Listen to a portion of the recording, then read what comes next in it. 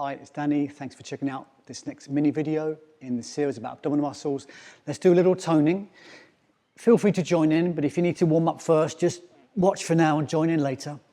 But let's do an abdominal curl with a pelvic tilt and then release. When you're doing these, I invite you to relax your way up and down. There's no need to tense muscles. If you move the body, the muscles will engage themselves. They'll engage naturally. Just focus on an exhale as you come up. Weave a bit to match the natural asymmetries through your body and your spine. Exhaling to rise, inhaling to lower.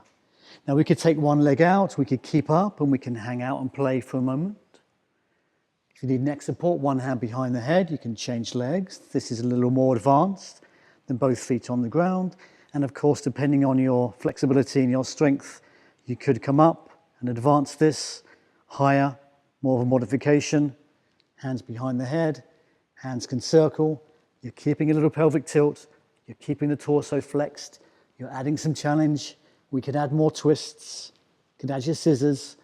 So those exercises, flexing, twisting the torso. You could do one set of each of those, the scissors, then the curl-ups, then the double arm circles, then the teasers.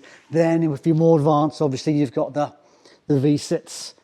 You enjoy doing these in martial arts, so you've got more advanced variations depending on your level of fitness at the moment.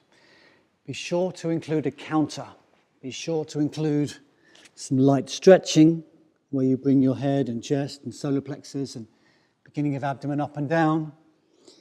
At some point in that routine that you add some movement in length, not just in shortening.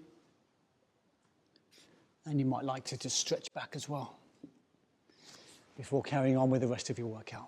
Okay, just a few simple tips, natural ways to work the abdominal muscles using curls and some Pilates moves there. Okay, thanks for watching.